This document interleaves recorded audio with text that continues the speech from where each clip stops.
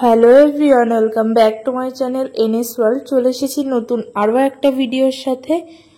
আর আজকে তোমাদের দাদাভাই চলে যাবে। এখন বাজে ভোর ওই 2:45 মতো। তোমাদের দাদাভাই না এবারটা একটু তাড়াতাড়ি যাবে, মানে আজকে ও বেরোবে 4টের সময়, কারণ ওর দমদম থেকে 6:30টার সময় ফ্লাইট। ওই জন্য ঘুম থেকে উঠে পড়েছি, তখন 3:30 বাজে। উঠে আমি ভাবলাম একটু বিছানাটা গুছিয়ে নিই, কারণ ঠিক লাগে না ও এমন বাসি বিছানায় যাবে, মানে বিছানাটা পড়ে থাকবে এমন বাসি, আরও চলে যাবে। ওই জন্য ঘুম থেকে উঠে বিছানাটা একটুখানি তুলে নিলাম। তারপরে তোমাদের দাদাভাইয়ের এই যে ব্যাগ গুছিয়ে দিচ্ছি। ব্যাগ তো তেমন কিছু গোছায়নি, আর ও নিয়েও যায় না কোনোবারই, মানে বেশি কিছু জিনিসপত্র। এখানে ওর জামাটা আমি গুছাচ্ছি। আর সেই দিনকে মানে রাত্রিবেলা থেকে ভীষণ বৃষ্টি। অন্য কোনো দিন এতটা বৃষ্টি হয় না, মানে সকালবেলা বৃষ্টি হয় কিন্তু আবার পরে রাত্রিবেলা কমে যায়। কিন্তু জানি না কেন ভীষণ জোরে বৃষ্টি হচ্ছে বাইরে। একেতেও চলে যাবে, তারপরে আবার বাইরে বৃষ্টি হচ্ছে, সেটাও একটা টেনশন যে ও কী করে যাবে এত বৃষ্টির মধ্যে। ওই জন্য মনটা তো এমনি খারাপ, আরও বেশি খারাপ হয়ে গেছে। আর এই দেখো, এই ও ফ্রেশ হয়ে মুখ টুক ধুয়ে চলে এসেছে। এসে ও রেডি হয়ে নিয়েছে, কিচ্ছু খায়নি, বলছে আমি কিচ্ছু খাবো না। আর ওইদিকে মা বাবা উঠে পড়েছে। মা সকালবেলা মানে অত ভোরবেলা উঠে ওর জন্য ভাত রান্না করে দিয়েছে, কারণ সকালবেলা ব্রেকফাস্টটা ও এয়ারপোর্টে বসেই করে নেবে, আর দুপুরবেলা তো চলে যাবে, বেশিক্ষণ লাগে না। এইখানে আমি জামাটা গোছাচ্ছি আর মা ওইদিকে ভাতগুলো রেডি করছে, আর তোমাদের দাদাভাই চুপ করে দাঁড়িয়ে আছে। আমরা দুজনেই কোনো রকম কোনো কথাই বলতে পারছি না, দুজনেই শুধু চুপচাপ জানি না কি করছি। আমি তো আমার মতো এটা জামাটাও গুছিয়েই যাচ্ছি, মানে কিছু বলতে পারছি না। বলতে হয়তো চাইছি অনেক কিছুই, তোমাদের দাদাভাইও হয়তো অনেক কিছুই বলতে চাইছে, কিন্তু বলতে পারছে না। এখানে আমি ওকে বলছিলাম তুমি আবার কবে আসবে বলো, ও বলছে খুব তাড়াতাড়ি চলে আসবো। আর ওর মুখটাও একটু দেখো শুকিয়ে গেছে, ওর একটু খারাপ লাগছে।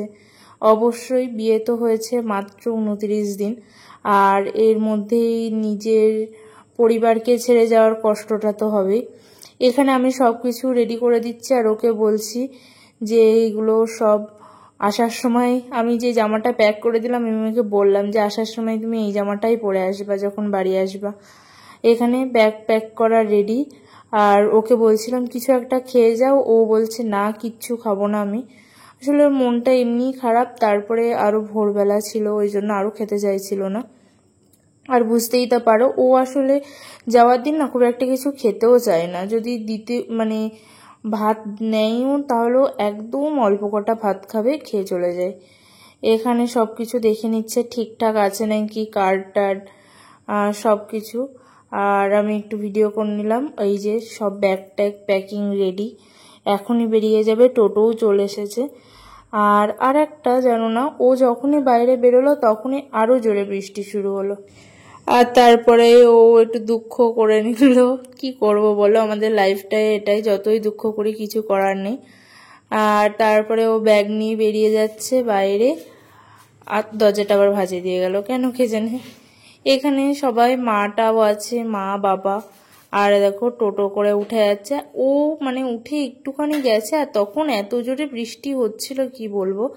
আর তারপরে কোনো ভিডিও করা হয়নি, বুঝতেই পারছো। আমি রুমে চলে এসেছি, এসে শুয়েছিলাম, কারণ ও তো গেছে অনেকটা ভোরবেলা, তখন বৃষ্টিও হচ্ছিল, কি করব উঠে। ওই জন্য মা বললো তাহলে তুমি একটু শুয়ে নাও।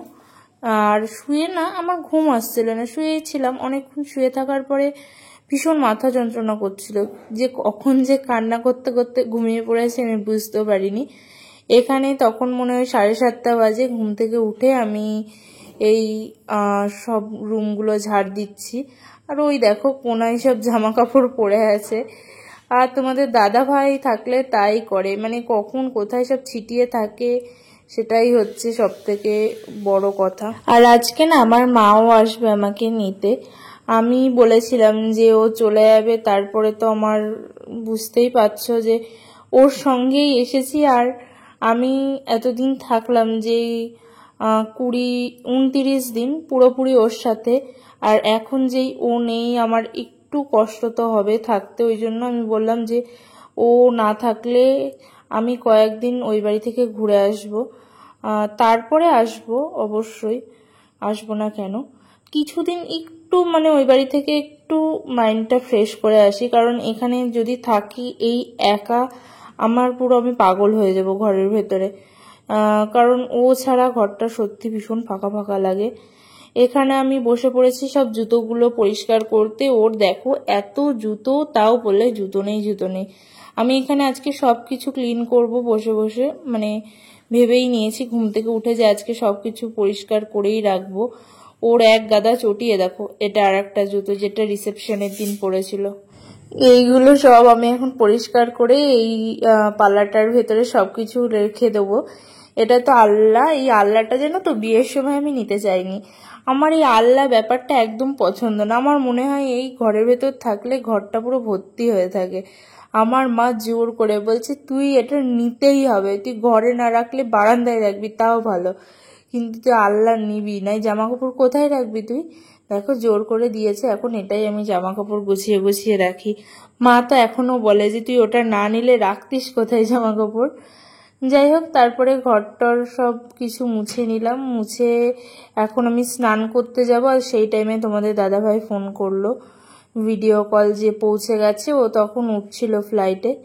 একটু দেখে আবার একটু মন খারাপ হয়ে গেল। কিছুক্ষণ বসে থেকে আবার চলে এসেছি স্নান করতে। স্নান করে এসে মাথা টাথা আঁচড়ে নিলাম, তারপরে সিঁদুর পরছি। আমি সকালবেলা একবারেই স্নানটা করে নিলাম, আগেই বললাম মা আসবে নিতে, ওই জন্যই ভাবলাম এখন স্নান না করলে সেই লেট হয়ে যায়, আর তখন সবাই আমাকে বকাবকি করে। এখানে আমি সিঁদুরটা পরে নিলাম, আর তারপরেই সেদিনকে কেন কি জানে মনে হচ্ছিল যে একটু টিপ টিপ পরি, ওই জন্য স্নান টান করে এই যে এখন গেলাম ওই সাইডে আমাদের বাথরুম, ওখানে আমি হাত ধুতে গেলাম, হাতে সিঁদুর লেগে গেছিলো। আর এইখানে আমি কার সঙ্গে বক বক করছি বলো তো? আমার শাশুড়ি মা, উনি বাইরে বসে আছে। মা আসছে বলে লুচি ভাজা হবে, লুচি আর চিকেন হবে, ওই জন্য আটা মাখছে আর আমি কথা বলছি। বাবা মা সবাই ছিল। আর তোমাদের দাদাভাইয়ের কিন্তু ছুটি আরও বেশি দিন ছিল, কিন্তু কোনো একটা কারণে ওকে হঠাৎই যেতে হচ্ছে, ওই জন্য একটু মনটাও খারাপ। ওটাই বলছিলাম যে এদের যে কখন ডাকে সেটাই বলা ভীষণ মুশকিল। আর একটা কথা, তোমরা না কমেন্ট করছো আমার প্রি ওয়েডিংয়ের ভিডিওর জন্য।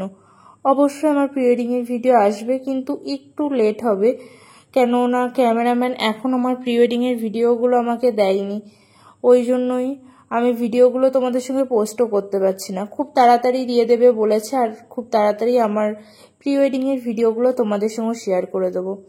যাই হোক, এখানে আমি মুখে একটু নিভিয়া সপ দিলাম। আগেই বললাম সেদিনকে বৃষ্টি হচ্ছিল, ওই জন্য মুখটা একটু টান টান হয়েছে।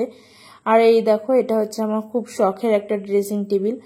আর তোমাদের দাদাভাই যাওয়ার আগের দিন না আমি একটু আলতাও পরেছিলাম, এখানে নতুন বউই সাজছি। তারপরে মাও চলে এসেছে, খাওয়া দাওয়া করে নিয়ে এই বিকেল বিকেল টাইমে আমি রেডি হয়ে নিয়েছি। এটা হচ্ছে আমার শাশুড়ি মায়ের শাড়ি, আমি পরেছি, আমার খুব ভালো লাগে শাড়িটা, ওই জন্যই। আর এখানে বেরিয়ে পড়েছে আমাদের বাড়ির পথে। আর না রাস্তায় কোনো ভিডিও করা হয়নি, মানে রাস্তায় বলতে বাড়ি গিয়ে আর কোনো ভিডিও আমি করিনি। যাই হোক, আজকের ভিডিওটা এটুকুই। যদি কিছু ভালো লেগে থাকে চ্যানেলটা সাবস্ক্রাইব করে দেবে, একটা লাইক করে দেবে, আর একটা কমেন্ট করে দেবে। দেখা হবে নতুন আরও একটা ভিডিওর সাথে। ততদিন তোমরা অনেক অনেক অনেক ভালো থেকো, আর সব